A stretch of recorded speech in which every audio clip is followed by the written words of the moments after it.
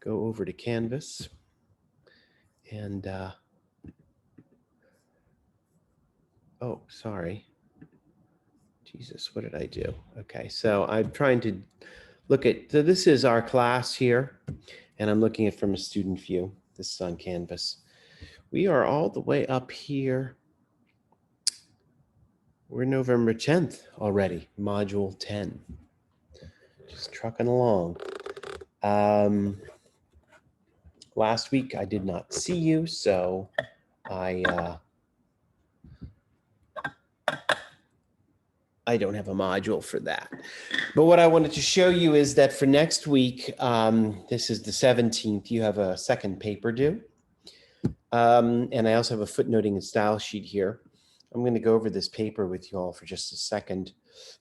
I honestly can't recall if I did before. It's been a while. So the next paper is due next week. It's 4 to 6 pages in length, standard formatting, due on the 17th by the end of the day. Please post them on a PDF on Canvas. See it right up here, submit assignment. Y'all see that? That's where it goes. Putting my arrow right there. You may consult with me at any, if you don't like any of the topics I proposed and you have something else you'd like to write about, I'm all ears. Just be in touch with me, make an appointment to talk with me. I'd love to go over with you. Anybody who wants to go over their papers independently or any other thing you want to discuss pertaining to your papers, like an outline, happy to discuss with you all. Also, please reach out to the Writing Studio if you have not already done so. Maybe some of you on your first papers, my comments, I indicated I would like you to visit the Writing Studio and work with the tutor. And this is their website, okay? Grading criteria, I'm looking for the same 4 things as on the previous papers: persuasive argumentation, clarity, correct grammar, insightful comments, and critique. Footnoting, you know, in advance of the, in preparation for the final papers, I would like you to now be footnoting your sources. And for these papers, of course, you only have to cite the Republic. But I would like you to use this format, which is called the Chicago style. And Chicago style really just refers to the formatting of the information. So author name, book, translator, city, publisher, year, page. Okay, I know this is different from what we had. We did it in the first papers, but I need you to get into the groove of footnoting, because your next papers, your final papers in this class, will have a research component and you'll be using outside sources. Okay. I'm not going to go over these topics. They all pertain, you can do this on your own. They all pertain to the Republic itself. Okay. Various questions. I have a question about book 10. There's a question about book 5, a question about book 3, another one about book 10, book 5. So dive in and see if any of those appeal to you. And if you have any questions, if you have a topic you'd rather write about, I'm open to it. About the footnoting and style sheet, I'm not going to say much at this point. We are going to talk more about this later. But I just wanted to indicate what's on here. I have a section on how to footnote different types of sources, which is not terribly applicable for these next papers since you only have to write on Plato. But if you do wish to bring in outside sources, this tells you how, in Chicago style, by the way. I have a section here, how to create a footnote in MS Word. My understanding is that it's similar in Google Docs, if that's what you're using. It's quite simple, really. If you don't understand how to create a footnote, please let me know. By the way, a footnote is a note in the footer. And what that means is that your reference material, if you quote, your reference material will go into the footer of the page, the bottom of the page. And this is what the footer looks like when you footnote, okay? MS Word automatically creates this nice line for you here to differentiate the footer. This is what I wanted to show you all primarily here. Listen, there is a special formatting for large quotes, okay? And by large quotes, I mean quotes of 4 lines or more. And you need to get on board now and do this correctly from here on out, okay? So, and this is, I wrote up, I created a fake little essay for you here. Well, really just a paragraph, but I have a nice big quote in the middle that I also made up. And you'll notice a couple things that are curious about the formatting here. A large quote is formatted exactly like this. Everybody look at my arrow, see? It's like a little block within the paragraph. You will note There are no quotation marks. Please pay attention. You do not italicize. Just use the font as regular and then footnote it and then dive right back into the text. Okay? So if or when you have large quotes for these next papers, please format in this manner. You'll notice also that the spacing is not different. Okay? Double spacing is fine. All right. A couple other stylistic things. If you have a quote, please indicate who the speaker is or set it up. Otherwise, it can be curious if the quote is not attributed. How to indicate various titles. I did indicate on some of your papers, a book title must be italicized or underlined, not only underlined, but also italicized. Articles and chapters and the like, those take quotation marks. But I imagine you'll be writing on the Republic for these papers. So be sure that when you mention the title of the book, you italicize it or underline. I guess I'm not that picky. And that's all I need to say about that, I think. Anybody have any questions about any of that business? So for the footnoting, do you still want a bibliography? Because I know some teachers with Chicago, they want the first reference in the footnote to be the bibliography entry, and then from there on out, you list author and page number, or do you want them all to be the full citation? Well, it sounds to me like you're asking two separate questions. I don't want a bibliography, if by bibliography you mean a works cited page at the end of the paper. I don't want that. So you don't have to worry about that. But please note that I think the other thing sounded like you're referencing is that, you know, you only give the full information for the first footnote from a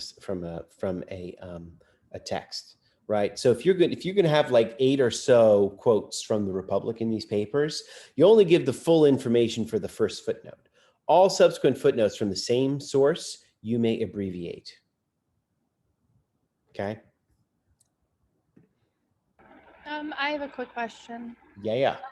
For the block quotations, Yeah. Is it indented twice? It is. Okay. Thanks for asking. Tab, hit tab twice.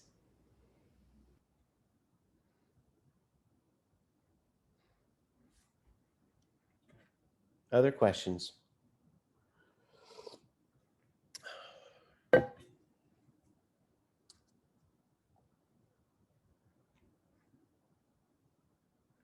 Looks like Robert's singing. What are you singing, Robert? You're not going to share with us?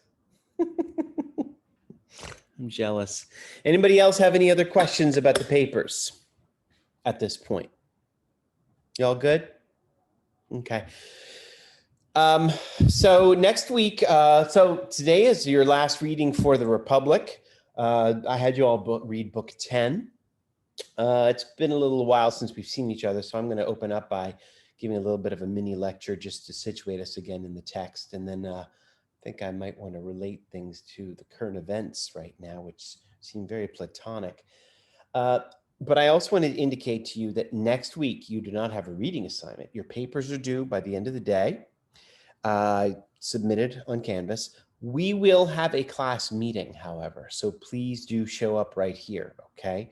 I've asked at the library that a resource librarian meet with us to help walk y'all through how to access various digital databases for these final research papers and digital texts, okay? Since there will be, this is of course a peculiar semester, and some things will be more challenging than usual, or not necessarily, but in any case, I believe his name is Chris Drolsom's is going to join us from the library, and he's just going to walk us through how you all can access these digital resources for your final papers. And by the way, just yesterday I posted the final paper directions on Canvas, I believe under module 15 or 14, I can't remember. So take a look if you want, when you want, or don't worry about it yet because you have these papers here. But next week, before Chris talks, maybe I'll go over the final paper directions with everybody so we can understand why, how he can help us specifically. Basically, what I have in mind for these papers is pretty straightforward. I'm looking for you to apply Plato to either a current events issue, or maybe your literary artistic case study, or you will have the opportunity to do a traditional research paper, scholarly research paper, and look more in depth at something in Plato, like, maybe look at a couple scholarly articles about what he's really up to in book 5, what scholars think he's doing. You'll have a couple options, okay? So that's next week. So I will see you here again, as usual, next week. But you do not have reading assignments to have your papers due. All right, does anybody have any questions about any of that business?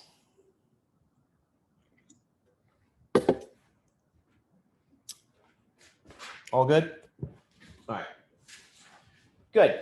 So today we're going to talk about book 10. We're going to approach the conclusion of the Republic, okay? It's been a few weeks since I've seen you all, so I think I'd better resituate us in the Republic and just refresh your memory about what we have been discussing. One of the most important things that we need to keep in mind as we walk into book 10 of the Republic today is we need to refresh our memory of book 7 and the allegory of the cave, which is where Plato introduces his metaphysics. And again, my metaphysics, this is a Greek word. Meta equals beyond, and physis is nature. So the metaphysics is what is beyond nature. The study of what is beyond nature, or it is the study of ultimate reality. This is how philosophers alternatively define it. The study, Aristotle says it is the study of being. It's the study of what is, which suggests that if we have to study what is, this suggests that we are confronted with what is not. It suggests that what is requires some work. It suggests that what is not readily apparent, but there's something else that is apparent first. And indeed, as I expressed to you with Plato, he is we refer to his position as metaphysical dualism. What that means is that there is a split between reality and appearance, or reality and illusion, or as Plato puts it, between being and becoming. There is a world, there is a realm that is real, that properly is, and there is a realm that is constantly changing. The natural world that we find ourselves in, the physical world, this is the world of appearance and illusion. And it is illusion because it suggests stasis, or it suggests longevity, or there is the suggestion of persistence. I mean, I'm looking out my window right now at a big magnolia tree, and that looks to me like the same magnolia tree that was there last year. And the year before that. But rudimentary science tells me that a lot of it is different. A lot of it has changed. And its cellular makeup has changed, even so slightly. And so, what justifies me in saying that is the same tree, right?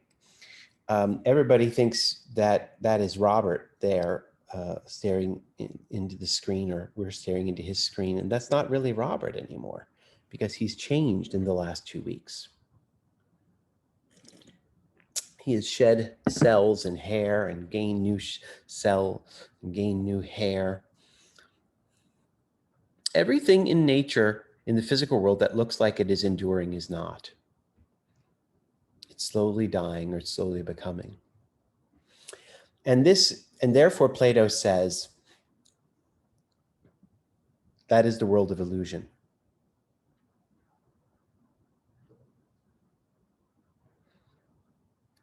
The world of reality is this ideal realm, the realm of forms.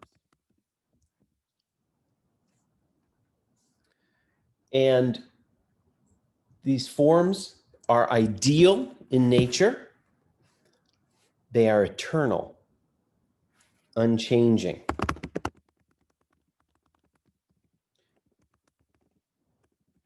Universal, immortal. There is a form of justice, capital J, that is universal, eternal, unchanging.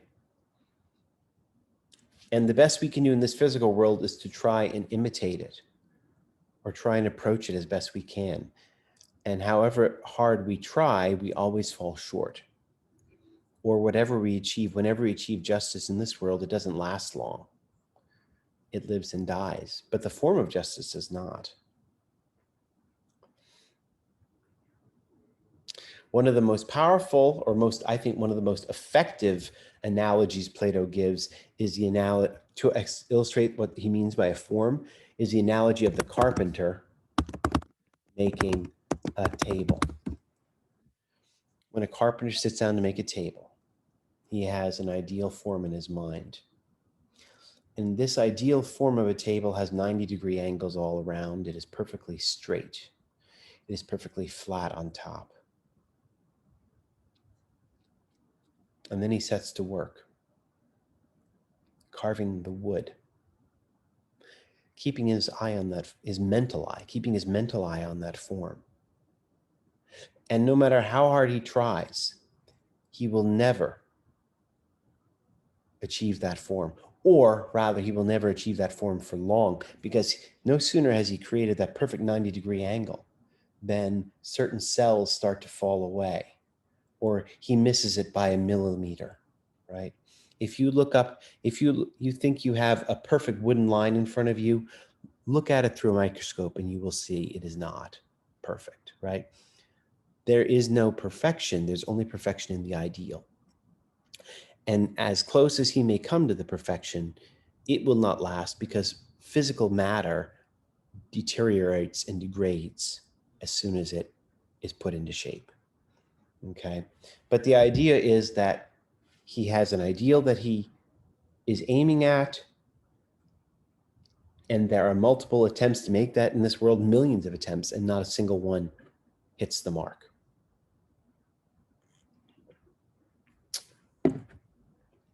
This is his theory of the forms, and again, the allegory of the cave in book 7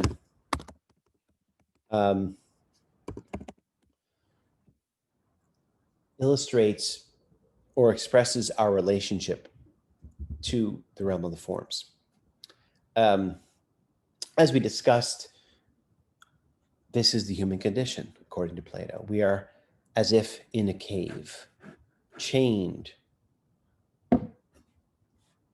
believing that the things we see in front of us are real. We're entranced by them. We pursue them. In acquiring them and consuming them, we seek to be filled up on them. But because they're not real, they cannot satisfy. And then one person escapes, and that would be, as we discussed, that is a metaphor for the philosopher, that's a metaphor for Socrates. He goes to the external world and he rises and he sees the forms themselves. He returns, tries to persuade his fellow humans that there is another reality, that reality is elsewhere, and they cannot be bothered. And of course, he will show no interest or investment in the things of this world because he knows they're not real. And so this person will end a violent life. And then we're told something very interesting at the end of the allegory of the cave, which is that it is precisely this knowledge of the philosophers that makes them the proper candidate to rule the ideal city, and for two reasons. They alone know justice. They alone grasp the form of justice and know what we can emulate. But more importantly, the philosophers must rule because they have no interest in it. They know that things of this world don't matter at all. And as we discussed, his reasoning seems to be, they will not be corrupted. You can't corrupt them. And that's a great trait in a ruler, according to him. However, it does sound curious to say that the person who doesn't want to rule is precisely the one who should rule. Because there are other questions, there are other challenges that seem to appear, how committed is this person going to be, right? Doesn't there have to be some kind of earthly interest or earthly gain if you want to rule and rule well and rule in a devoted fashion? I don't know. Just some questions to consider. Anybody have any questions?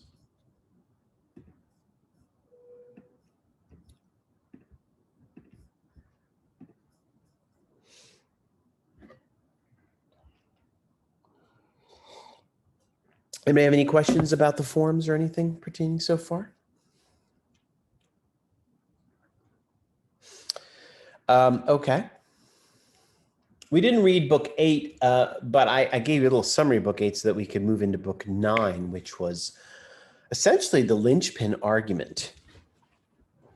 The linchpin argument against Glaucon's early challenge. And just to recall, what is the task of the Republic? The task of the Republic is to define justice, but in a way that becomes the less interesting task, because another task rises at the top when Glaucon tells Socrates way back in book 2, he says, you got to prove to me, I want you to define justice, that's fine, but I want you to prove to me why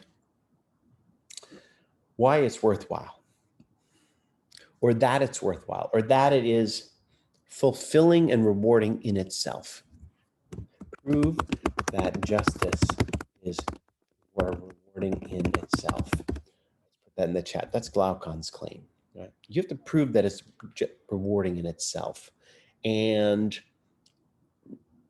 by in itself, I mean that you are fulfilled by living a just life. And I mean inwardly fulfilled, regardless of any kind of outward reward or reputation, right? Because if you recall, Glaucon says, listen, I think people only want to be just because of the reputation for justice. So you have to prove that it is worthwhile in itself, rewarding itself. And Socrates says, I'm going to do that. And essentially he does in book 9, where we get this preview, not preview, sorry. We get this survey of the tyrannical soul.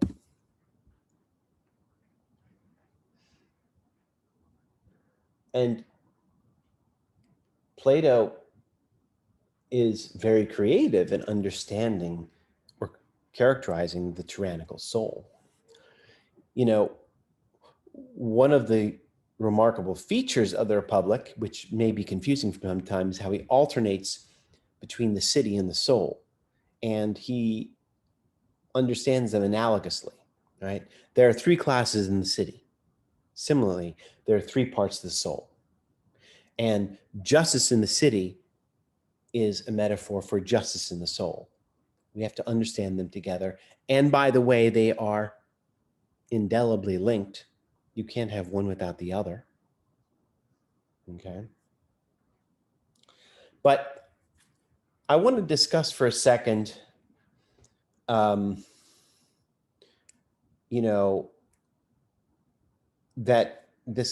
we find ourselves in a curiously Platonic movement, perhaps. Because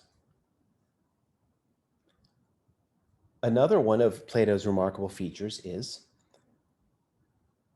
that, well, we see here, we're talking about tyranny, but tyranny in the tyrannical soul comes out of democracy. It's well known that Plato is it has been well known, maybe not to you all since you're reading Plato for the first time. It has been long well known that Plato is not a fan of democracy. And I'm going to post again what I posted the other last time we met, which is that this is a summary of Book 8. And Book 8 talks about the political decline from the ideal city. So we, in forming this utopia, they achieve the ideal city by the end of Book 7. And then they talk about what are the likely ways in which this political state will decline. Okay, and there are 4 types after the Callipolis, and I'm gonna skim them. I'm not gonna dwell on them. But there's, the ideal city is a city ruled by philosophers. Timocracy, timos in Greek is honor. That's something that warriors pursue. Therefore, a timocracy is another way for military rule. Then you have oligarchy, which is ruled by the few. These would be either aristocrats or business people. Then you have democracy, which is ruled by the people. And demos is a pejorative notion for the Greeks. It's not an affirmative notion. And then you have tyranny. So a couple things. My training is actually, I'm a political philosopher. That's what I do. And Plato is not my main specialty, but I've often been interested in him. And one thing I will tell you is that political philosophers, they all agree that there is no political state that is immortal. Political states live and die.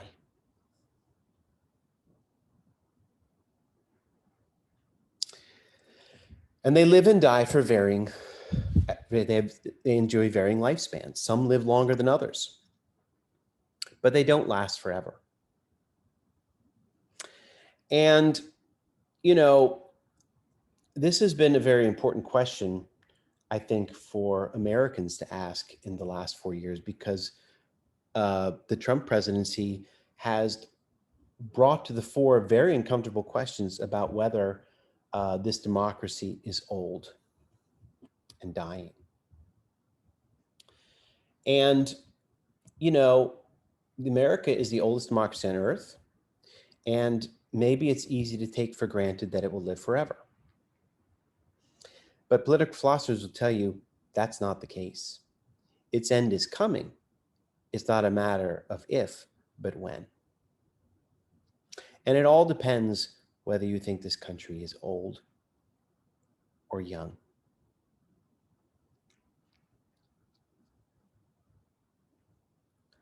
The reason I wanted to call your attention to Plato at this time is because you will notice, where does tyranny come from? Tyranny comes from democracy. Tyranny does not come from military rule. Tyranny does not come from aristocracy. Tyranny comes from the rule by the people.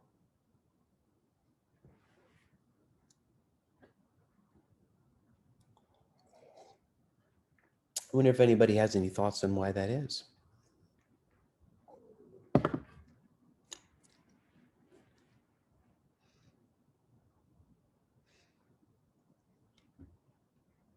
I mean, are you saying that the others can't become tyrannical? That only democracy can become tyrannical because it starts off as not tyrannical? Like the others are, the default is already that there's one leader, right? Or that leader is that what you're saying, kind of? What I'm saying is, this is the way we read Plato. Can it come out of oligarchy and democracy? I don't actually know. But it will most likely come out of democracy.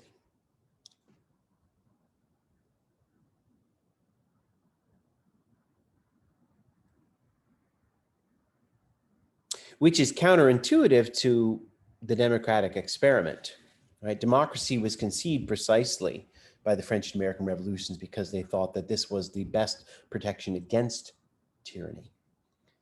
And yet what is unique about Plato, where he has cut against the grain for centuries, is by saying that actually tyranny comes out of democracy. So maybe the question is better to ask this way. What is it about democracy that lends itself to tyranny? What is it about democracy that prepares the ground for tyranny?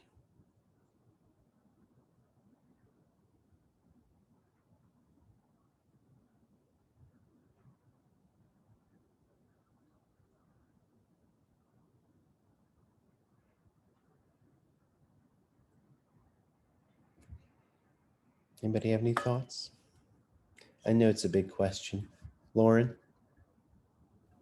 Sort of more of a thought than anything else, but since the people are the ones who are supposed to choose, they'll often choose charisma, which doesn't necessarily mean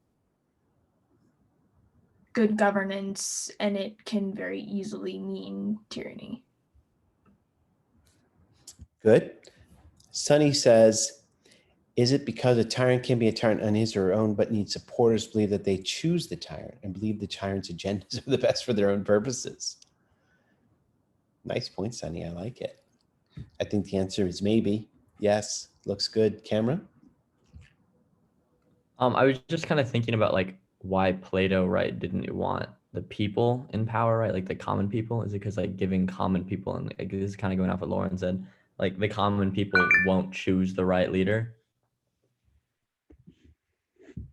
They shouldn't be in a position of power. Yeah, I mean, it's definitely something along those lines. There's danger in letting the people be the ultimate arbiter of power. And why is that? Because, well, they can be duped.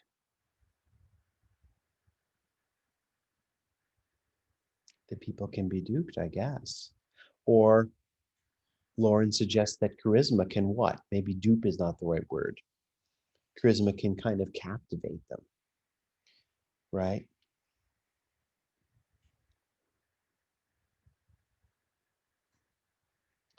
And Sunny suggests something where, you know, there is mutual reinforcing belief among the people that erects and supports a tyrant. Lauren, were you going to say something else? Oh, I raised my hand on accident, but also, yeah. I kind of lost my train of thought. Okay. Yesterday when you did like the comment of like, oh, depending how am I feeling, like you see like how I don't know, non-reciprocal this is. Oh, I didn't get off. I said like, because I didn't know when I was going to get off. Oh, Cameron, we're hearing you, buddy. Sorry about that. Okay. So again, just to rephrase the question, I mean, what is unique about Plato is that, you know, he thinks that democracy, and he's been long, you know, Plato has long been criticized for this, right? That he was that he was an enemy of democracy. Well, I think if he's an enemy of democracy, it's because he's worried that it, among the various different types of constitution, the various different types of state, most easily lends itself to the establishment and the erection of tyranny. I'll just give you a brief foray into Machiavelli, 15th century political philosopher. He argues, for example, that, you know, different aristocrats, they might be able to hold a demagogue in check. But what Sunny says is very true. A good demagogue, a good tyrant, gets the people involved and gets them on his or her side, right? Another way to put it is that populism is something that can lead to tyranny. And by populism, we mean a kind of political platform that appeals to the general masses. Populism can also cut very easily towards tyranny. Lauren. I feel like this like Hitler gets used a lot as an example, but the whole having elites keep demagogues in check did not fire there. Because the whole point, Hitler was appointed basically by like oligarchs and aristocrats because Actually, they democratically elected. Hmm? He was democratically elected. he wasn't, he was appointed. 1933, they had an election. He took over. He eroded all the democratic norms. He never got the popular vote though. So a lot, like there was something about how like the current leadership, like it's been a while since high school obviously, but there was a major leader sort of in the aristocrats that were in much of control of Weimar, who essentially, like, one of them was reported as saying, well, like within months we'll have him backed into a corner and he'll be able to be controlled, and he wasn't.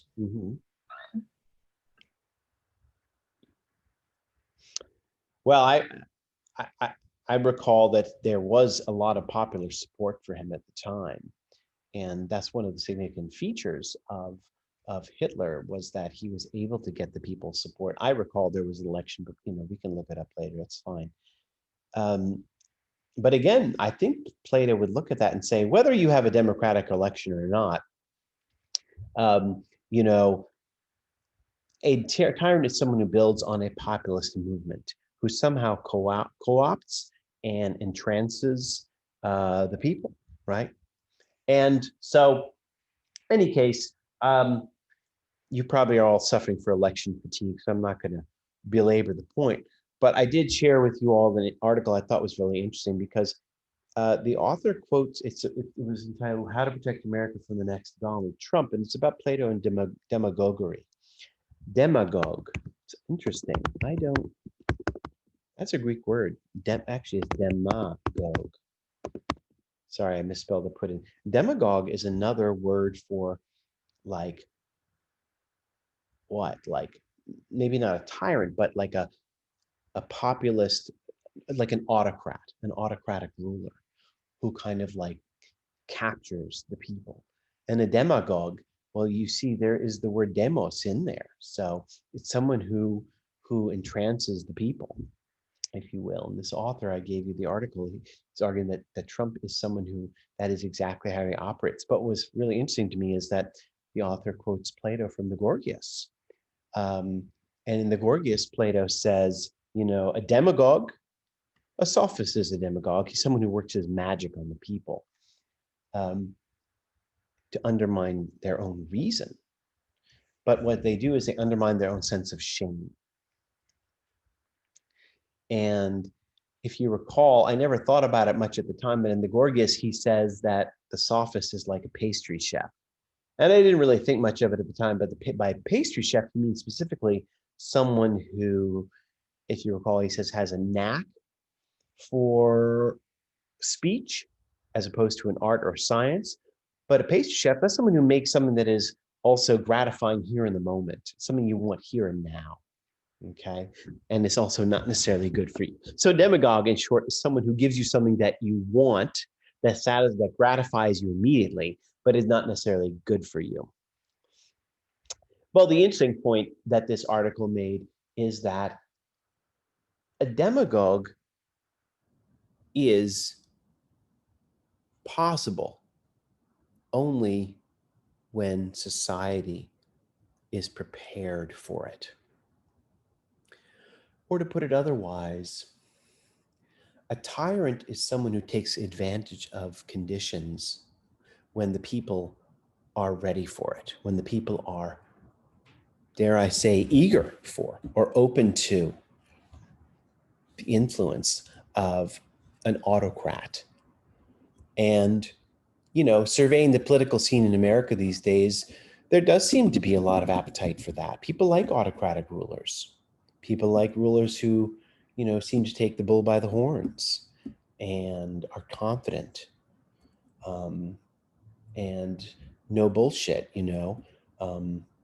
and that's always going to be alluring. Any case, the major point, and there's a lot more to think about. This might be something worthwhile in thinking about for your final papers. But the overarching point, for Plato is that tyranny is not principally made or decided by a few people. It is decided by the many, which is to say that a tyrannical state is prepared for in the people. The people have to be open to it. The people have to be eager for it. The people have to want it. And that's when it takes over.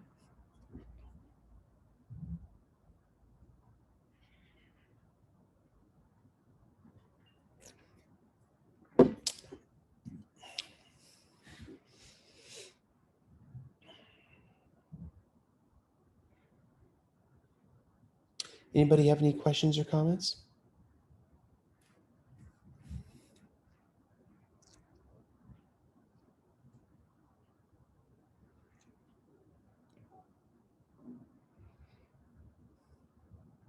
All right.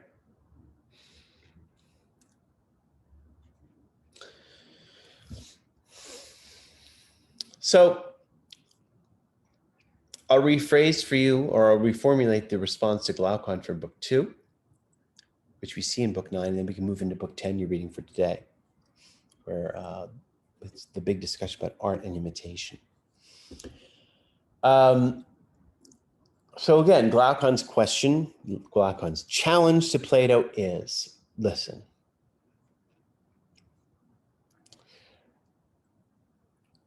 I don't want you to only define justice, I want you to prove that it's worthwhile in itself. Prove that it's rewarding in itself, and not merely for a reputation.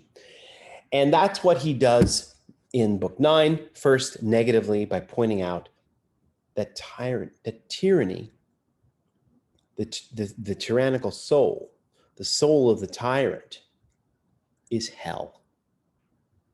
It is absolute another hell.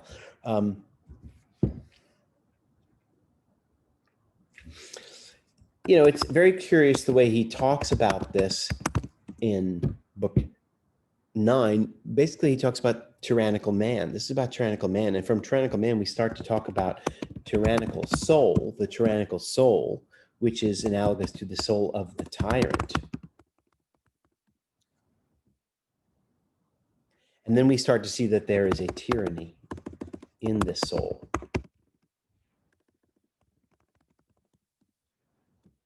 Let me clarify. So now I'm going to clarify.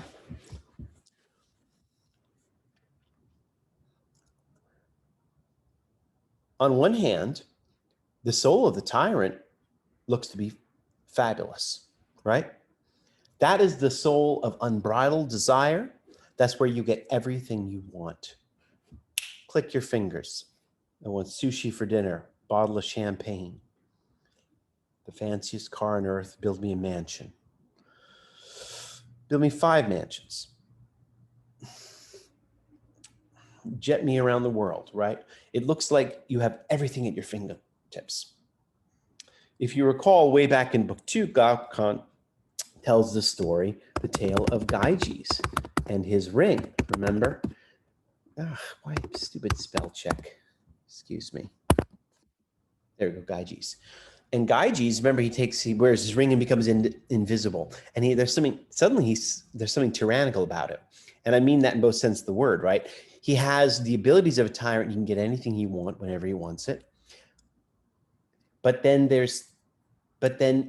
what's ironic for Plato is that the soul, I'm going to write this down and see how the soul of the tyrant is tyrannical, okay? If you're all on the better wavelength with Lord of the Rings, and just imagine Bilbo and Frodo, the ring takes over their souls, right? They're rather virtuous people, by the way, early on. At least I remember Bilbo was. And then by the end, he gives in to desires. That's the point, right? And then he tells us in book 9 that the life of the tyrant Or the tyrant is a slave and he has no friends. He has no freedom and no friends.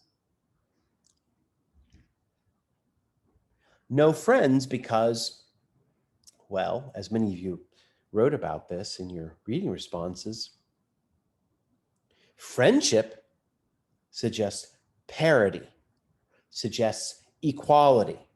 It suggests that you have something to give and something to take from one another. There's a mutual relationship. The tyrant is someone who becomes dominated by, enslaved by desires. And so the description of the tyrannical soul in book 9 becomes the description of an addict. It's someone, who is never satisfied, never satiated.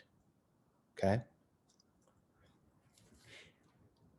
So what's the point? The point of the tyrant to many people looks like the ideal life. To live the life of the tyrant and have everything you want anytime you want. But Plato says that is the life of being dominated by desire. You open the door to desire and you are ruled by desire. And when you are ruled by desire, that is to be tyrannized. So another ironic way of putting it is that the soul of the tyrant is tyrannized. And it is tyrannized by desire. And desire is a cruel and insatiable taskmaster. Desire is never satisfied. Desire keeps you running constantly. And so he says, the conclusion in at least one half of the conclusion of book 9 is that injustice is a life of pain and suffering. It is a life of endless, unsatisfied desire. That's injustice.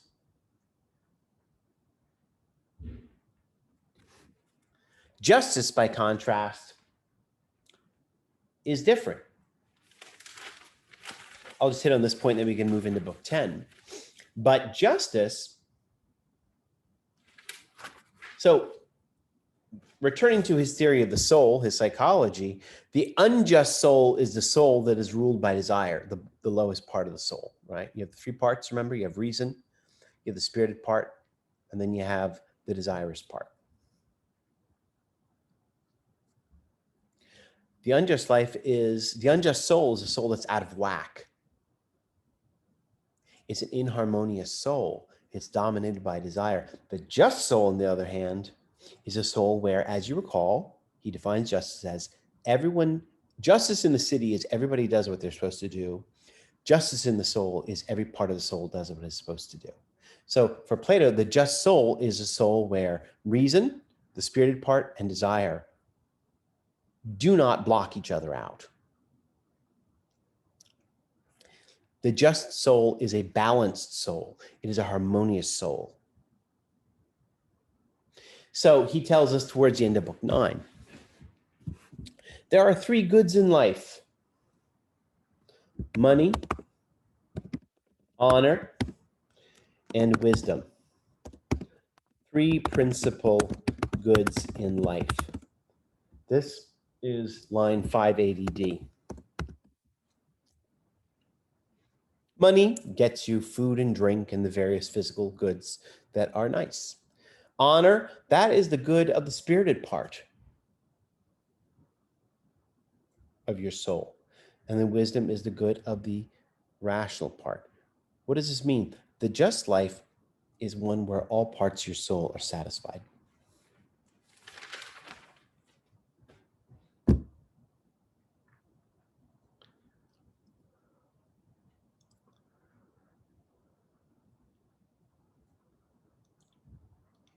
So the just life, all parts of your soul are satisfied, and there is more.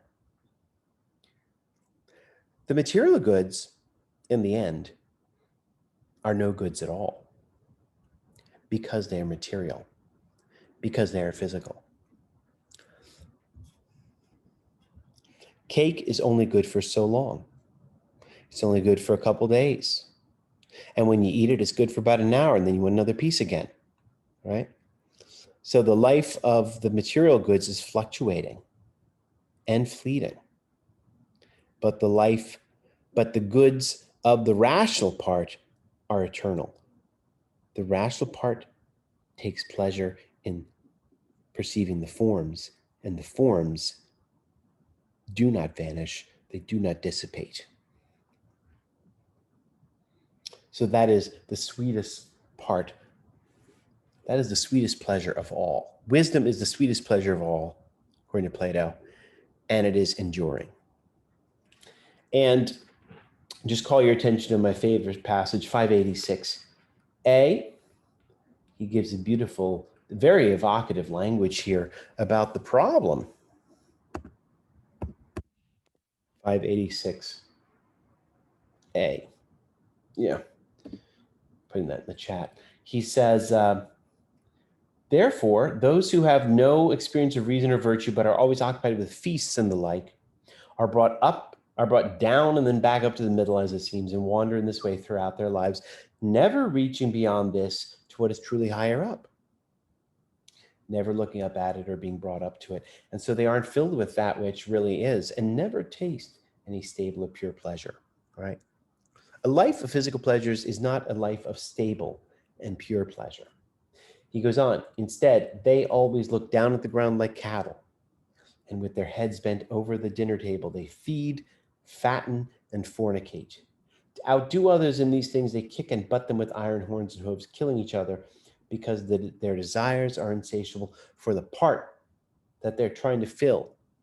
That is the part of their soul, the desires part, is like a vessel full of holes, and neither it nor the things they're trying to fill it with are among the things that are. So what seems good to us, what seems good to most people, the life of limitless physical desires, is actually a life of no pleasure at all. Because you're trying to fill a part of your soul that cannot be satisfied with things it cannot satisfy.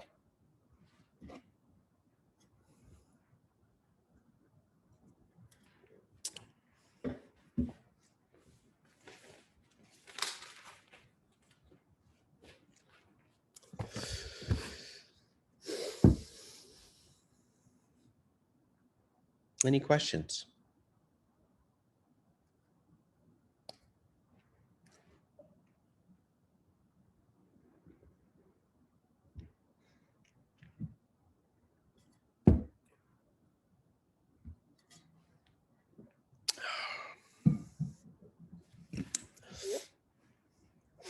That's pretty much the end of book 9. So if anybody has any questions about anything we've been discussing so far, please let me know. This is a good time to ask questions or whatever.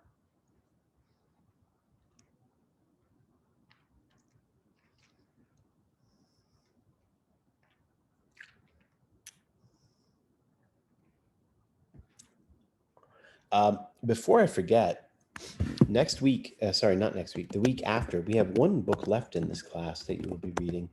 And I put this in the text. This is Plato's Phaedrus.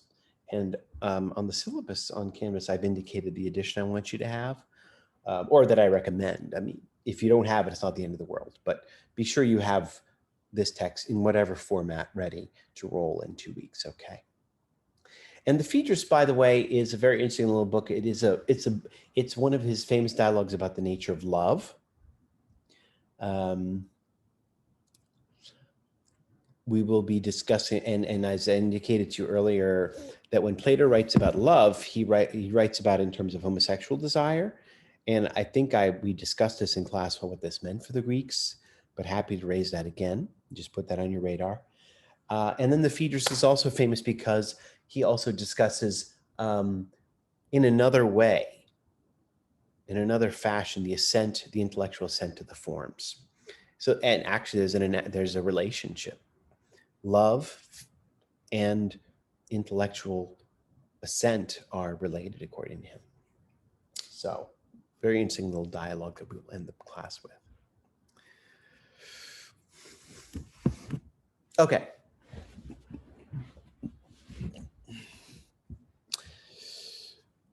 Anybody have anything they want to say about book 9 or about his response to Glaucon at this point before we move into book 10.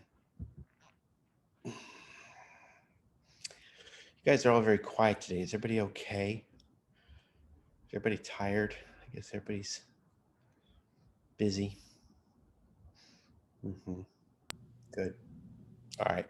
Well, book 10 should piss you off if you're alive and you're awake, because he does not have nice things to say about art. So hopefully I can get some of the rabble-rousers out here. And book 10 has one of the most outrageous. Michael's relieved. Oh, we have a question from Sunny. Do you think Plato believes a complete absence of desire would make a person happy, or would only the fulfillment of desires that are moderate make a person happy? It's the second part, Sunny. He's okay with moderate desires, right? He says that at the end of book 9, right? The just soul is happiest. And what is the just soul? The just soul is a soul where each part of the soul is not eclipsed by the others. The tyrannical soul is a soul dominated by desire. But the just soul is a soul where reason and the spirited part and the desirous part are each able to be fulfilled. What that means is that the desire that, a happy life, according to Plato, is a life of moderate physical desires, for sure, or satisfaction, I should say, sure. But it must be in harmony with and must ultimately be ruled by the rational part. So it's a good question, because this is going to be a very important, what you ask actually ends up being one of the most important philosophical questions for the ancient Greeks after Plato dies. The question of moderate desires or no desires. And that's a debate that continues even into early Christianity. You have two traditions in early Christianity that pick up the mantle of this discussion. Some who insist on an ascetic life. Asceticism is a life of no physical, of no desire, or a life of moderate indulgence. Any case, good question. So book 10, let's get into book 10. So book 10, book 10 is curious in a couple ways. The first reason it's curious is because he doesn't need to write it. Let's be clear. There's no reason for it. What's this book about? Defining justice. It's done. What was the secondary task? Addressing Glaucon's concern, proving that justice is worthwhile in itself. And he's done that too. He points out that a life of justice is fulfilling for the soul. So why did they need to write book 10? Book 10 is curious in two other regards. First of all, as we'll point out, for the myth that he ends with, the myth of which seems to maybe even compromise or certainly diverge from the argument of book 9. And then the rest of book 10 is taken up with discussing art. Really weird. Why, if we're done the main task, does he have to pick on art? He opens a discussion here, book 10, by saying that the poets, and this is something he's going to charge all the arts with this, saying that the poets engage in imitation. In fact, all art is imitation. The Greek is mimesis. At 590 AD, he singles out painters. Among the visual artists, he singles out painters. In what sense is it imitation? Well, if a painter, like I'm thinking of this painting of, I have in mind this painting by Picasso, where he painted a bed. And it was pretty rudimentary. Might have been his blue period, really don't remember. But, when a painter paints a bed, he's imitating a physical bed, okay?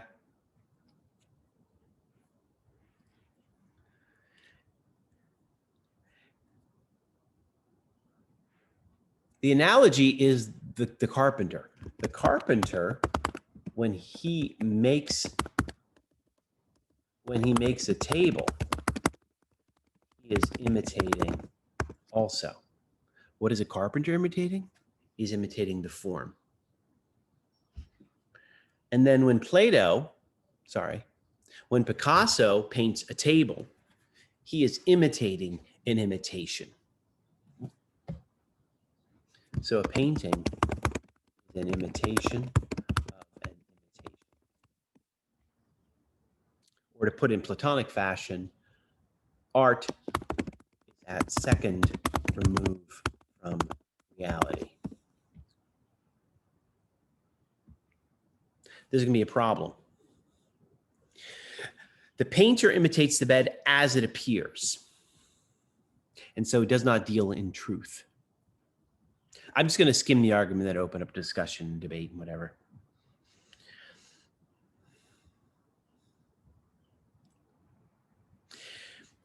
The painter, the artist will imitate anything at all.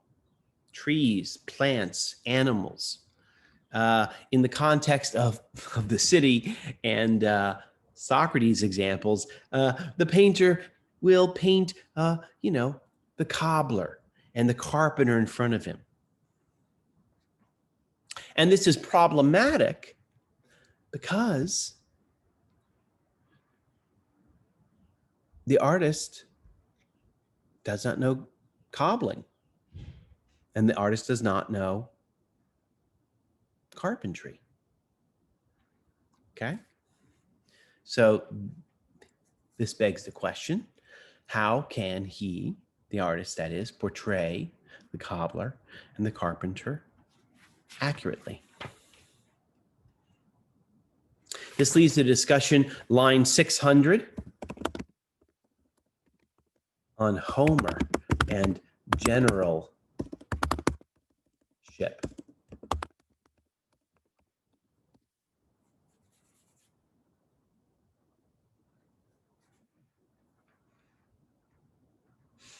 Audrey says not only does he not know it, but he is expressly forbidden from learning such things. Well,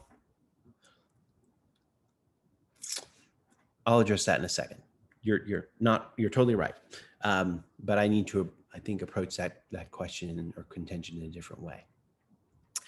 So he takes on the issue of Homer on generalship. Why is this a major discussion? Well, because Homer wrote the Iliad and the Odyssey, and the Iliad in particular is about the assault on Troy, and he gives great, moving portrayals of the generals as they deliberated and plotted their attack on the city. And it turns out in Plato's time that people said, if you want to know how to be a general, look at Homer. He will tell you. There is a clue here how to be a great general. And he asks whether Homer's description of generalship, whether it guided anyone to victory. What does Homer know about war? Is it what a general knows? And the answer obviously is it's not. Homer was never a general. So what is his special knowledge of war? It doesn't seem to be that's, and they're not clear that it's anything at all.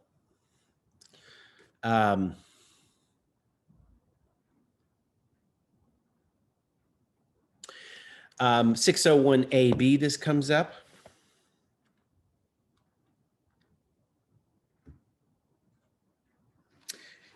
So then shall we conclude that all poetic imitators, beginning with Homer, imitate images of virtue and all the other things they write about and have no grasp of the truth?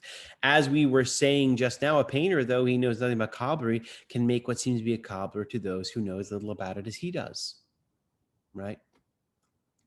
So a painter, to the extent that he or she succeeds in expressing a cobbler effectively, he or she expresses it to those who do not know cobblery. Okay.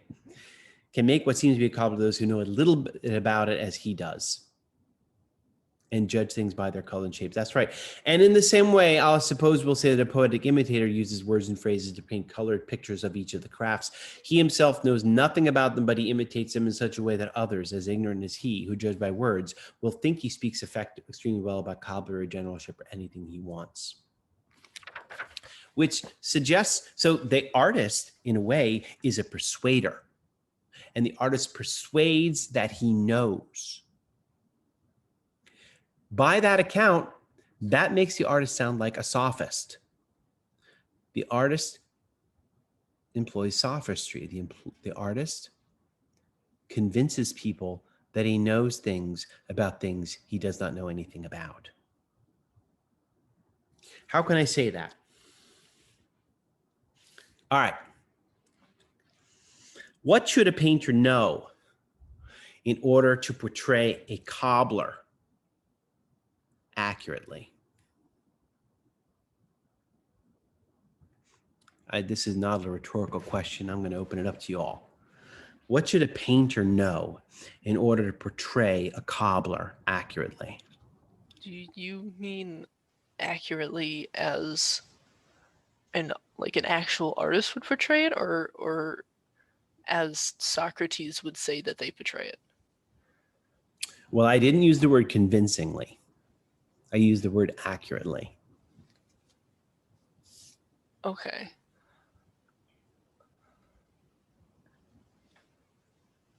Now give me a sec. I gotta think about it now. Okay.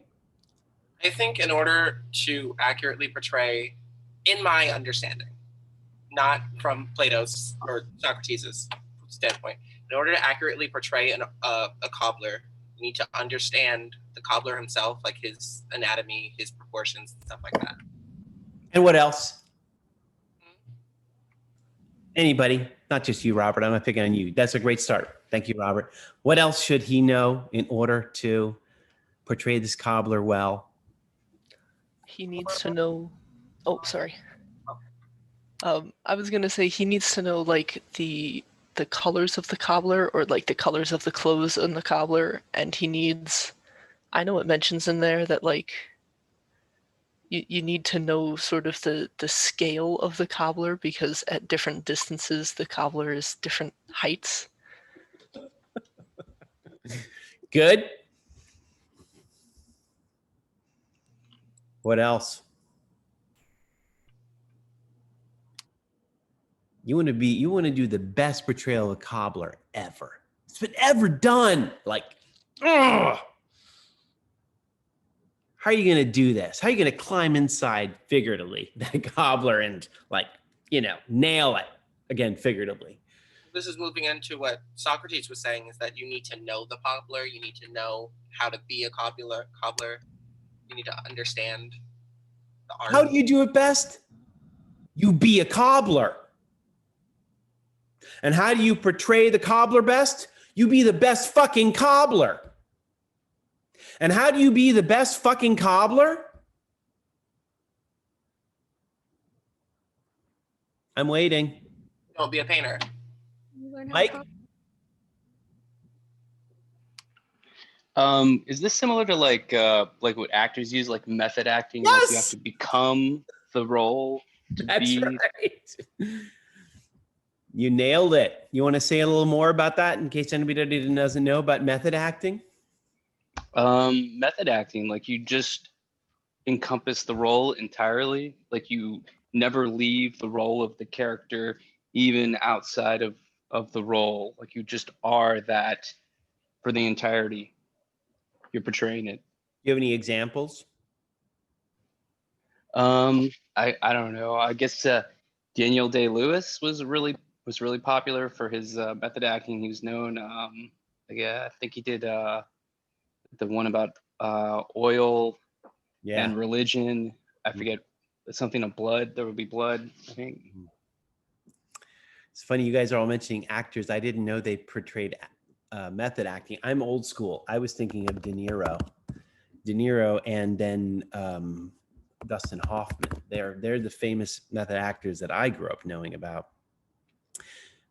Marlon Brando, Jim Carrey who's not really reputed to be a great actor, he basically inhabited the personality of Andy Kaufman when he did the movie Man on the Moon, and to such an extent that I think they made a documentary about him in that role because he was that person for a year. He was Andy Kaufman for a year. Andy Kaufman was a famously demented comic actor. De Niro, early in the 70s, he had to play a part for Scorsese where he was a saxophone player. So what did he do? He went and learned the fucking saxophone because he wanted to be able to do it convincingly. You know, Dustin Hoffman, the famous story about Dustin Hoffman, he was in a movie called, God damn it, with Laurence Olivier about a Nazi dentist. Anybody know what I'm talking about here? No? Marathon Man. And Laurence Olivier was a great English actor, Shakespearean actor, and Laurence Olivier played the Nazi dentist. And I'll leave it to your imagination, the kind of torture he performed on poor Dustin, or Dustin's character. But well, the famous story for Marathon Man is that Dustin Hoffman had to play a character who was awake for 3 days. So what does Dustin Hoffman do? He stays awake for 3 days. And then he comes onto the set, and I think he was like, you guys have probably been up for 3 days. You know what it's like. He was like incoherent and, you know, falling over. And Laurence Olivier looked at him and he's like, what did you do? He says, well, I stayed up for 3 days. And he says, well, and Laurence Olivier famously says, why don't you act, dear boy? Why don't you act? Why don't you pretend instead of trying to be? What was Lauren say? Jared Leto did, but people argue it was an example of Hollywood has ruined method acting. He did more to hurt others in the process of getting ready for the role than anything else. Is that the Dallas Buyers Club? Is that the one you're referring to? No, I was talking about Suicide Squad, but Oh, I didn't see it. I mean, it's taken over, right? It's taken off. And Plato actually, I mean, I think Plato raises a kind of like a devilish question here, but it's kind of a good question, you know, like, you want to be the best portrayal of X, then be that, right? But what are you going, you know, how far can you go, right? De Niro had to pretend to be an excellent saxophone player, right? Did he become an excellent saxophone player?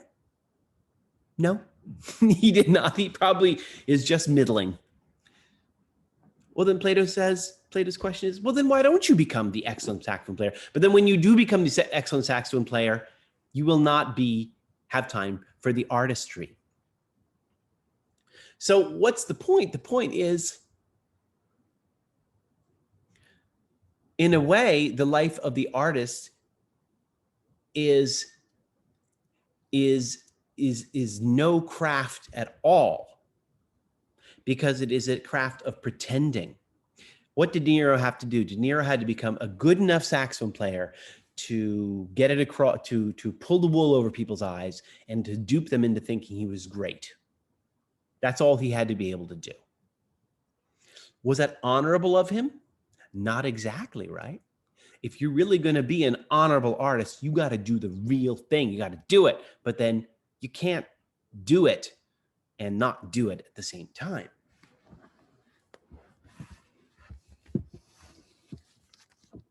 Right.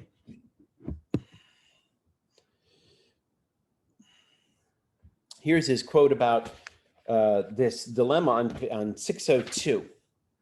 He says 602A, therefore, a maker, through associating with and having to listen to the one who knows, has right opinion about whether something he makes is fine or bad, but the one who knows is the user. That's right.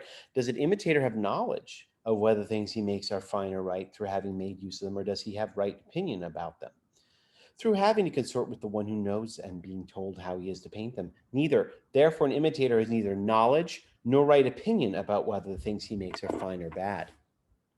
Because the artist is at second remove from reality, imitating an imitation, the artist does not have knowledge. But because the artist is also not the craftsman making the table, or the general himself, the artist does not even have right opinion.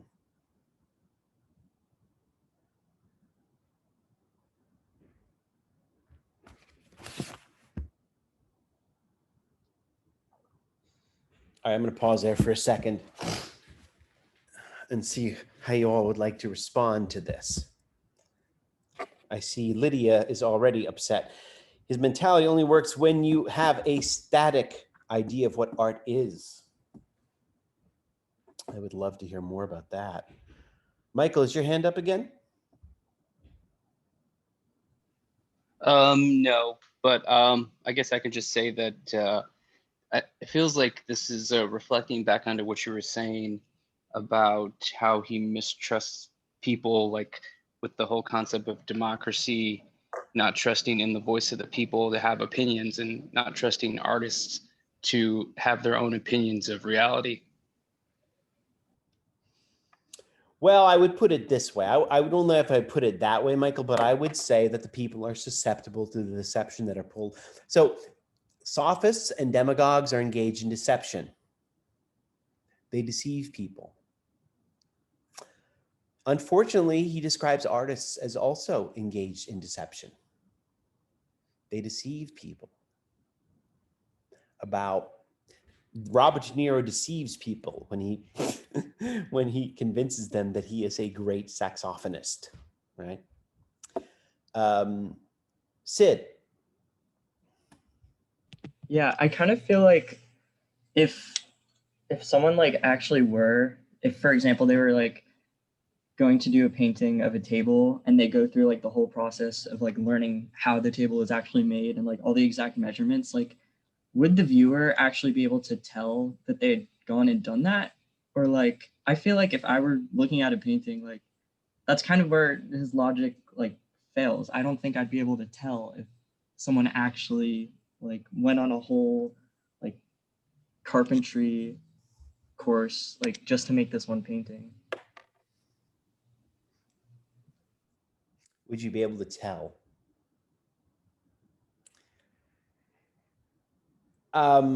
I think his answer is no, Sid. Unless you're saying something else, I think his answer is no. I think what I'm going to do for you after class here is I'm going to find that video clip of De Niro playing saxophone. And then I'm going to also give you a clip of John Coltrane playing saxophone. And I'm going to let you see if you can see the difference. Michael, you have your hand up again? No, that was from before, I think. No worries. Sid.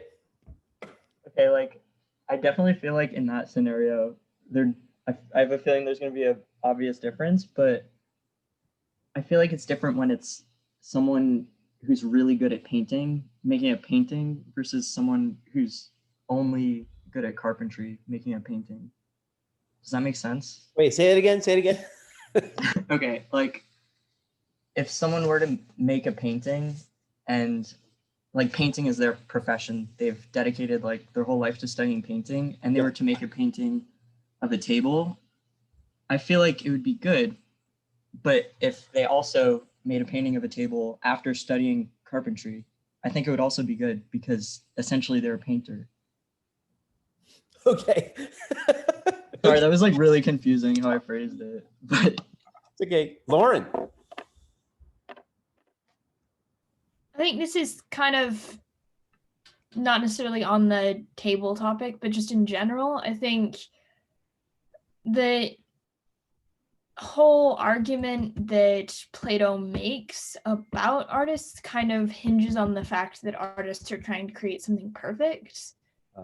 And at least now they aren't necessarily trying to make something perfect. Like there was a lot of striving for perfection in that sort of era of Greek art, but it doesn't necessarily hold up once you get to like the whole point of painting a cobbler is not to capture the absolute truth of what a cobbler is.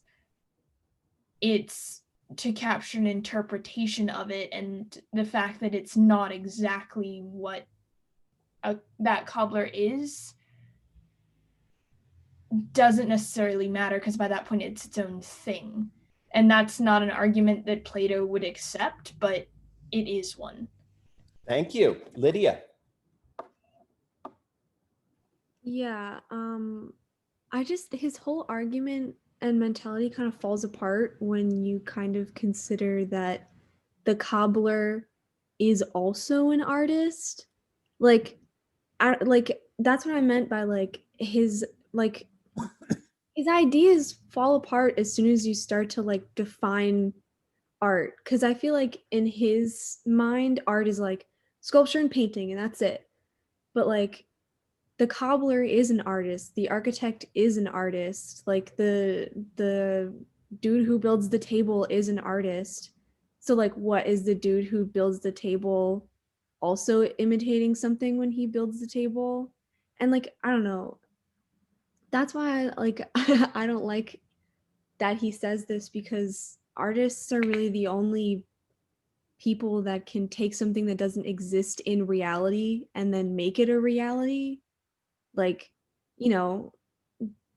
Even just looking at Greek art, they took the centaur and they made it that doesn't exist in real life. So how would an artist imitate something that doesn't exist in real life? Well, I would just say that a centaur is half imitation of a human, half imitation of a horse. But it doesn't exist in reality. Okay, good. No, I like it. Those Hey, different things. Michael, is your hand still up? Or you need to take it down otherwise. I can't tell if you're at the top of my line, bro. What's going on? Michael? Okay. Well, then let's see. Audra, you're next in my Sorry. line. It's okay. Audra?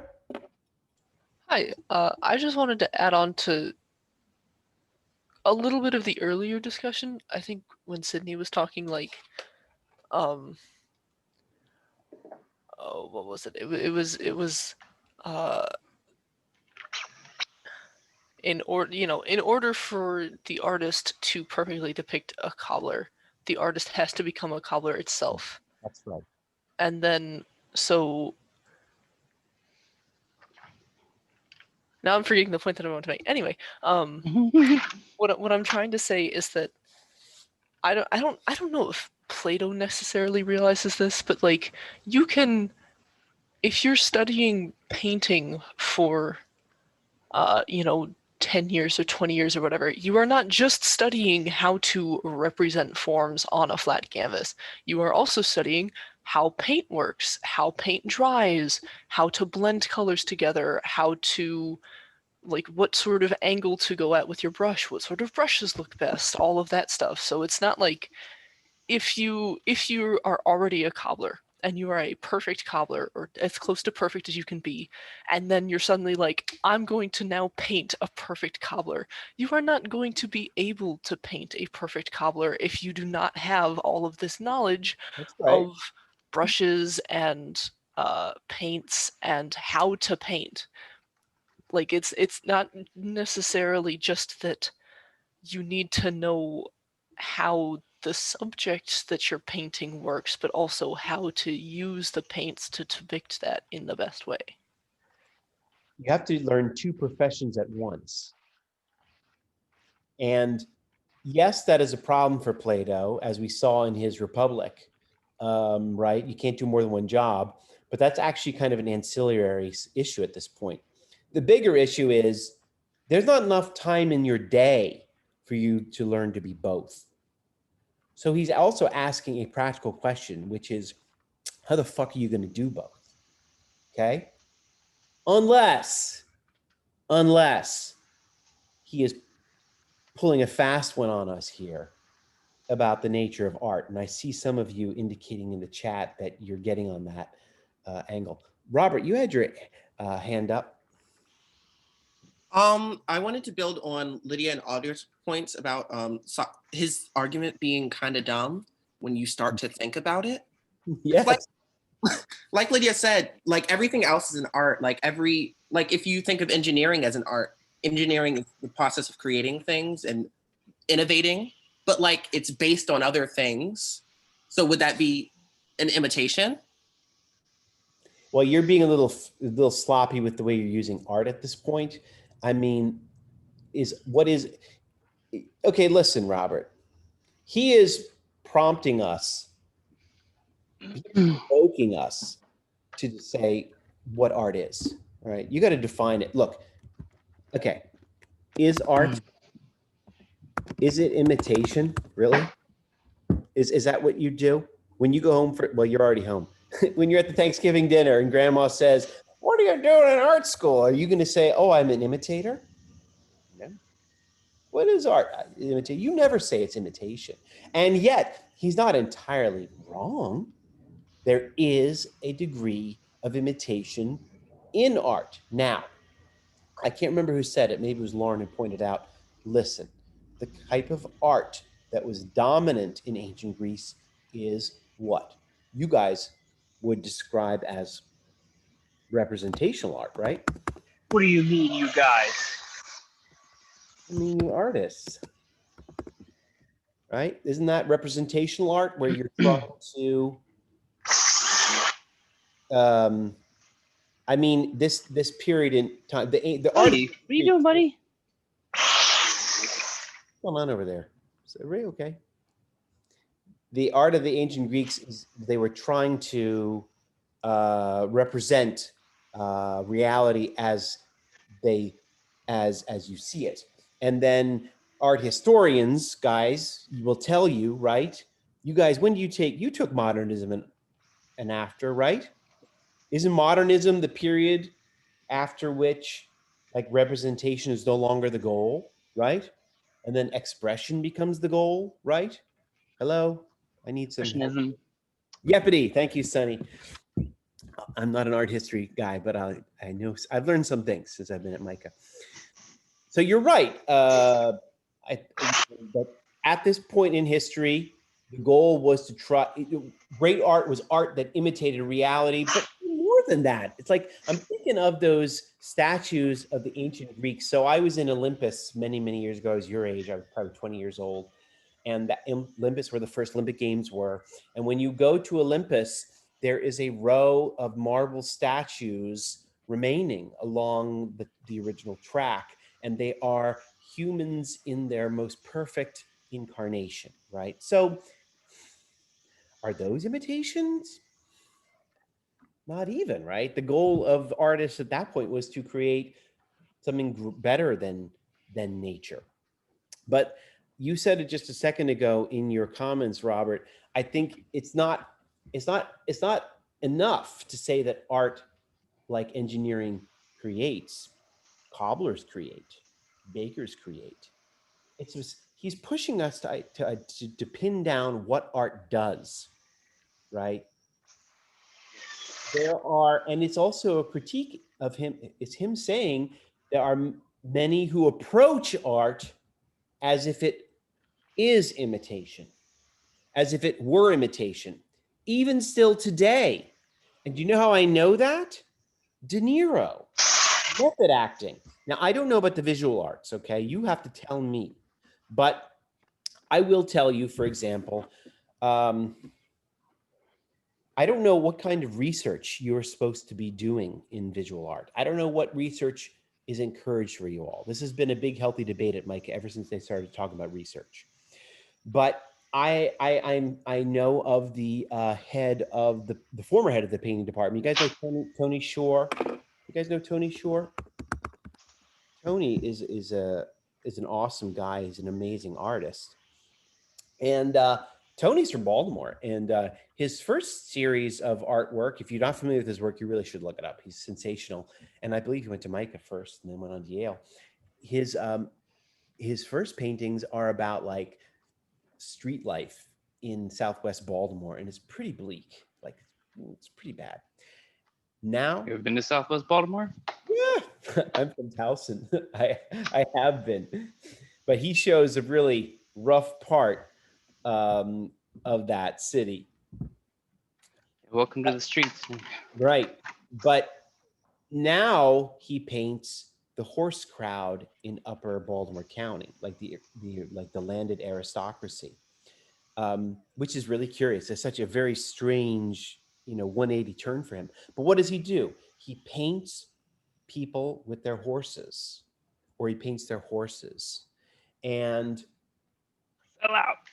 the kind of research he does is he goes there and he spends time with them. Now, I don't think he rides horses. I won't go that far. But my point is that if you want, Plato's not entirely wrong. If you want to be an accurate artist, if you want to be an artist who convincingly portrays or expresses or whatever a specific person or type or lifestyle or community, you have to immerse yourself in it. Why? And that's acceptable. To what end, right? Are you, the logical argument is that to do it best, you should be it. Yeah, but how far do you go with that argument? And where do you stop that argument, right? Why did De Niro stop being, when did De Niro decide, okay, I've learned enough saxophone? When did he decide that? Who made Probably when he was done shooting. He's probably like, all right, next job. Hey, Mike, Mike, can you put yourself on mute? I'm going to call on Audra here now. She's had her hand up. Oh, my hand has been up because I forgot to put it down. No worries. Lauren. Unless there was a question. No, Lauren. I think like the main issue that comes up with like when you talk about the other things that people are supposedly mimicking is like mimicking a table and like mimicking mimicry of a table. Like I wouldn't go as far as to like say, oh, all cobblery is an art as defined by Plato and anything like that. But like I think this sort of notion of there is a perfect table. And this is essentially saying, well, Plato is not correct, which is, has its own problems and has all sorts of things you could argue. But specifically, like with shoes and tables, saying that every shoe you make is trying for a certain form presents a lot more issues than having a perfect form for an idea. Like a perfect form for justice is a lot easier to deal with than a perfect form for a shoe, because there are so many ways that you can make a shoe, like so many different designs, all of which do slightly different things for different tasks, and some of which have additions that aren't even necessary. They're just there for decoration. It makes it seem like those are all imperfect because of decisions that were intentional. And that creates problems because you're not imitating one form of a shoe when you decide to make a sandal instead of a boot. You're trying to make there's just too many differences between how you can make different objects specifically. And I'm kind of losing where I was, but basically, if you already have issues with how many different types of objects that you can make, then your mimicry isn't even attempting at the form. It's attempting at whatever this person created that's completely unique. Well, I'll be honest with you. I kind of lost you, Lauren, but I think what you're working out is you are trying to work out this argument that an artist portraying shoes is not exactly going for the imitation in the way of perfection, right? An artist, like anybody, is never going to know a shoe in the way that a cobbler does, right? Right? A cobbler walking along, looking at people's shoes like, oh, I recognize that shoe. That shoe is hard to make. Or like, that shoe, that takes 18 nails, right? Oh, that shoe, I don't understand how that heel's still on there, right? I brought my shoes. There are a few cobblers around. If you ever have the chance, you should visit a cobbler. It's fascinating. Really, it's amazing. Cobblery is a lost art because shoes are so goddamn cheap now. But I brought him a shoe once and I showed him my shoe and he's like, oh, you have this problem with your walking. I see that you use, and it was like my heel on the left side, like he saw exactly where it was worn down. He's like a goddamn podiatrist. I couldn't believe it, right? I never would know that. No one would notice that, but he knows this because he knows shoes from the inside out.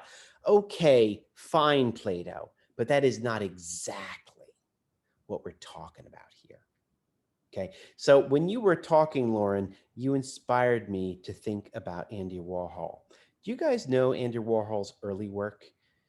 When he first got to Manhattan in the 1940s and 50s, he was in, I believe he was in graphic design, and he was working in advertising. And he has most of his work was, anybody know what he was painting? He was painting shoes, right?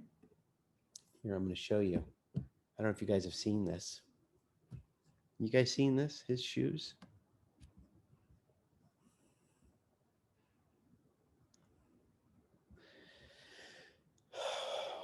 Why was he doing this? What was he trying to get across? I mean, look at this. See this blue one here? I'm putting my arrow around it. Obviously, that's not comfortable, right? You can't get a foot in there, right? So what's the point, right? What is he up to? What is he trying to do?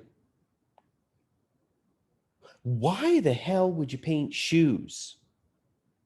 I'm not going to answer these questions. I'm just going to pose them for everybody. You know, this is I think what Plato's urging us to contend with. So I'm going to call on Kieran, and then I see there's a comment from Anna. But Kieran, you go ahead first. No, I was just I had my hand up for like the last question. And relating to the Robert De Niro question, he probably stops being a saxophone player when he reaches a level that he can create a visually engaging footage where it's believable and he can sort of put himself inside that role and people believe that he's a saxophone player. And I think in most cases, artists like painters in Plato's book would probably do that, but to Plato, expressiveness is not something valuable.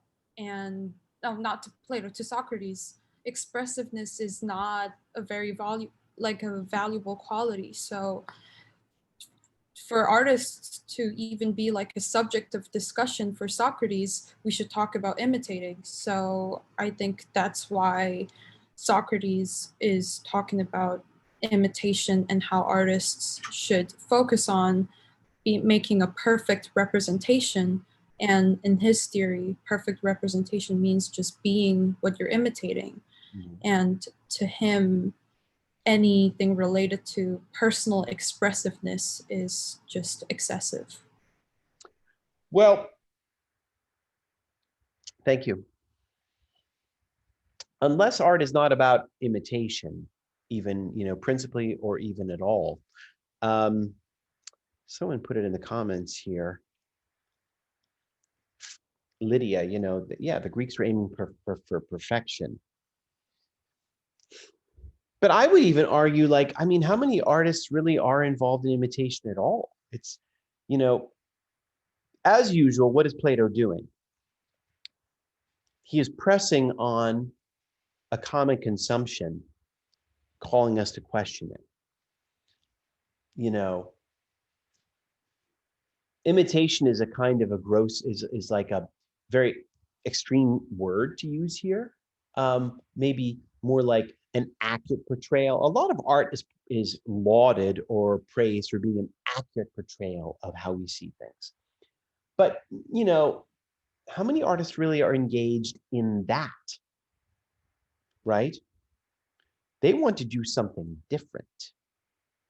They're interested in doing something different altogether. Samantha, did you want to say something? I was just going to add that I think in a way he kind of sees like artists as pointless. So he's trying to like persuade them into like, you know, in his idea, like everybody should benefit society in one way or another. Mm-hmm. So I think by saying that like an artist should do the things that they're imitating, I think he's really hoping that you know, they'll keep doing that rather than art, because I feel like individualism and expression like threatens his utopia and his ideals. Okay. Thank you. I also see Audra went to bat for you, Lauren, and explained what you're trying to say, and I get it now.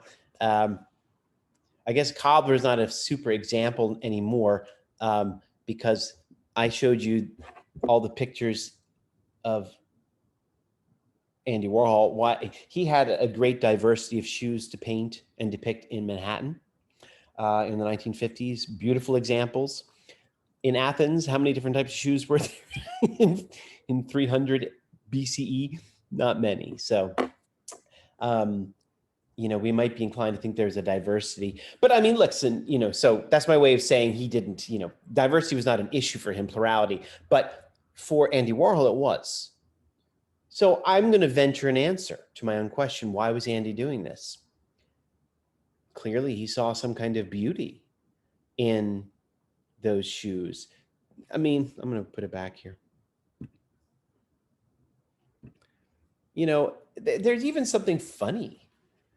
I find Andy Warhol's work very funny, always. I think he had a great sense of humor. A lot of it is tongue in cheek. You know, and there's something humorous in this, and like all the different shoes that everybody wears, you know, and all the different shoes he sees, you know. But again, that's just my way of saying, like, Andy, if you had asked him, are you engaged in imitation? He never would have said yes. There is some degree of it, but it doesn't capture the whole thing. Audra, did you want to say something? What was it? I was gonna say that, like, even back in Athens time, to go back to the shoes, although I know we probably should be moving on for the sake of time, but just real quick to go back to the shoes, I feel like even though they might have had like less different kinds of shoes or less like variety in their shoes, there's still going to be variety in, for instance, shoe sizes, because obviously not everybody's got the same foot, because not everybody is like a perfect human being. So if somebody comes in and special orders a shoe that's like really big because they've got really big feet, would Socrates still count that as being towards the perfect form? Or would he say, well, no, the perfect form has a specific size and width and length, and that is taken into account in addition to, say, the materials or the craft or the design of the shoe when you're trying to make it imitate the perfect form? Okay. But again, I would just ask the question, you salvaged the diversity, but again, what's the point in portraying all these different types? Sydney? Yeah, this is like slightly separate from the shoes, but I kind of feel like Socrates, like, he's assuming a lot about the artist's intentions, like, in creating, and like I feel like that comes from a place of insecurity, like as a non-artist, or like as a consumer or like audience member, because he feels as though like there's something deceitful about like an artist's intentions, and that if for example someone was to create a painting of something without like knowledge of it, he might feel gullible, or like as if they won something over, like by presenting that successfully. I just think it's like I would almost like ask him to follow his own advice and like become a painter and try and think more about like what an artist's intentions are, like in creating something. Like it's not about deceiving someone, it's about maybe like appreciating an object, or there could be like a variety of intentions, but like I feel like it's very single-minded, basically. It is. It is, and I think intentionally so. Henry. And to kind of piggyback on what Sid said about the artist's intention, who's saying that the artist is drawing the blacksmith because he's a blacksmith? I mean the cobbler. I'm thinking someone else. Because also there could be a more like personal connection of maybe he knows said cobbler too. So it's not always going along that line. Well, I mean, and why would he want to paint that person? Is there something about that person that he thinks he can convey or he wishes to convey? Right, Lauren? Also, like, just I had kind of forgotten until now, but one thing that I was noticing when reading this bit is how, at least in the area of like visual arts and like not necessarily music, but like in the area of visual arts and the others that he kind of praises but still wants to control, sort of earlier on. I think it was like book 3 when he talked about how like certain art forms are helpful because they inspire a love of reason. In this, like, he suddenly kind of throws that all out the window. Any love of reason that like visual arts, sculpture, etc. were supposed to inspire back in book 3, that's now pointless and not needed and a problem for imitation. And I don't really have any thoughts on how that happened or what that means, but it does seem interesting to me. Good. Thank you. Well, in the interest of time, I'm going to take over here now because I just realized what time it was. And I have something I have to be at soon. So I'm going to take about 5-10 minutes here, and I'm going to tie together everything you guys have said, and we will revisit this again. There's some excellent comments. There were a lot of really good things that you all pointed out here. Sid points out, that Plato suggests that art is pointless. That is exactly his challenge. That's exactly his challenge. Art is pointless. Oh, Sam. Okay, sorry. And that means that that's not to say he believes it. He wants the art has to justify itself. Let's put this in the chat. Cobblers, they don't have to justify themselves. You're at a cocktail party. Next time you're at a cocktail party, you run into a cobbler. Oh, what do you do? I'm a cobbler. And why do you do that? People need shoes. You run into a baker. Oh, what do you do? I'm a baker. Why do you do that? People want bread, right? All these other artisans, their mission is self-explanatory. That's not the case with an artist. By the way, that's also not the case with a philosopher. Who in society tends to seem superfluous and an irritant? Artists and philosophers. Now, Sid, did you say Plato is insecure? I think I heard you say that. Yeah, definitely. Good. Why is he insecure? The insecurity would come from the fact that art is the competition to philosophy. All right. So what's the point? Art is not engaged in imitation. That's not what art does. But you, artists, have to constantly remind people of that, right? Not only through what artists say, but what you do. What is art engaged in? Is art just an attachment to salesmen? Is that what it is? Is it just something that helps people sell stuff? Well, Plato would say that's not good enough either. No. If art is something consequential, then it must have a consequential mission. And I'm sorry, but art's consequential mission is a direct challenge to philosophy, because its consequential mission is to express something about the nature of reality.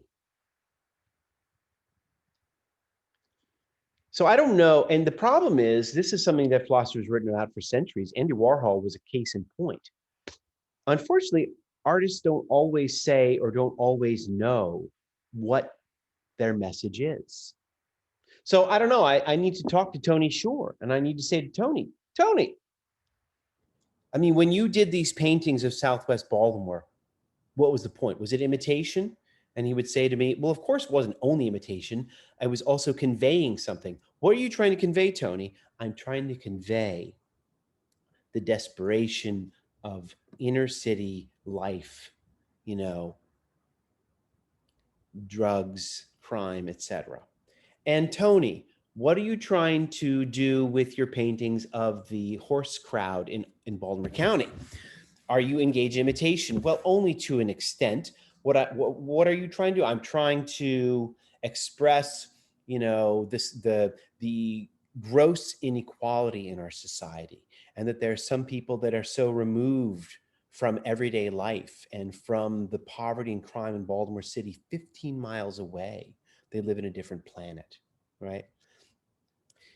You know, a lot of artists do not or are not able are not able to convey, or they're not really exactly sure what their message is. I personally don't think that's a big problem.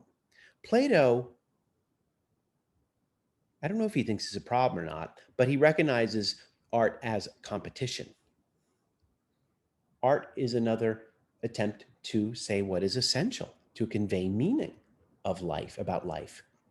Warhol, I know what I wanted to say.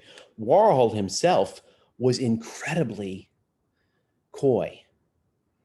There are many interviews where people try to pin him down and say, what are you doing? And he would never say. Did he know? There are a lot of philosophers who thought that what Warhol was doing was very profound. Was he really engaged in something very profound? Who knows? He put on his wig and his sunglasses and he never said. What I do know is that for Plato, the real difference is that a philosopher is able to say. Socrates is able to articulate. He's able to talk. He is able to say specifically what the meaning of life is and how to find it. In any case, let me wind this down here. There's more to say, but let me wind this down here, because I do have to take us to the end of book 10. This ending is really interesting. But he tells us here, you know, he goes on to say that art is also problematic because art tends to appeal to the emotional part of the soul. And the emotional part of the soul can be awakened, piqued, maybe roused. And the rational part will take a backseat. And indeed, you know, artistic depictions, either stories or paintings, they're not typically of rational, happy people. They're often of people who are tormented. I think Plato's point is him asking the question, what is the point of doing that? What is really the point in portraying people in pain? You know, what are you trying to get across here? Or are you just trying to sell tickets? Or sell something, right? Again, the point with Plato is always he wants you to articulate. He wants you to defend yourself. All of us, not just artists, but anybody, even moral citizens, we have to defend ourselves. We have to defend our choices, even if we have difficulty doing so. And then he ends here, you know, so hitting on Sid's point about the insecurity, I mean, I think you're completely right, because at 607b, he tells us, listen, we're going to tell in this republic that there is an ancient quarrel between poets and philosophers. That they've always been at odds. So I think quite to the contrary, he doesn't think art is pointless. He thinks art is incredibly potent. The problem is that it is very often misused,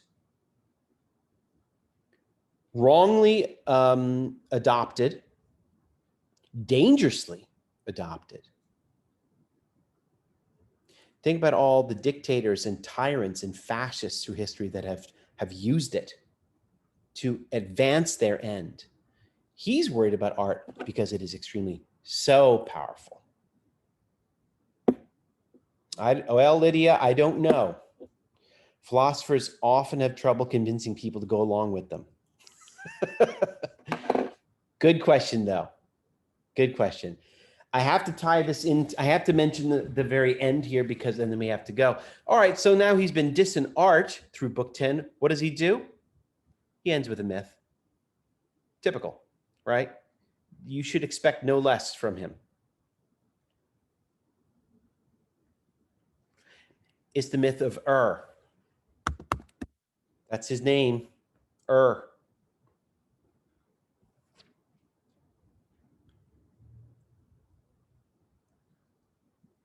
Just going to skim it. Basically, a warrior, he dies in battle or only for a period. They find him among the corpses and he wakes up. He says, oh my God, you won't believe it. I've been to the afterworld. I saw.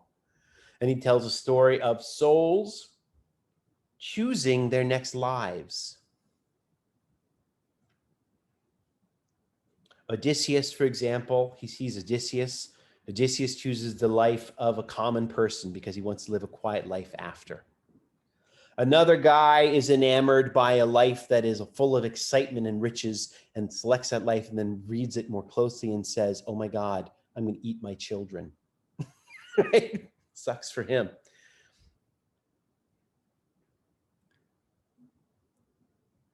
The moral of the story is that we have freedom and we do not. We have freedom to choose our next lives. However, we choose accurately or we choose well, depending on how our souls were developed in this life here. In other words, did we live in a city that nurtured philosophy? Do we live a life that nurtured justice, which is not entirely under our control? And then will we be prepared? So Plato provides a complex vision of us. We are free and we're not free, right? It's kind of mixed. But we do have some responsibility here. We have some agency. Audrey, you get the last question. Go for it. Oh, I was just gonna make a point, which I just realized like right now, and that's that I feel like Socrates, I mean, with this myth, obviously, I feel like Socrates is arguing that everything is your fault, kind of. Like, so he's saying that if you live the just life and everything, then you will be able, your soul will go to heaven and you will be able to choose well.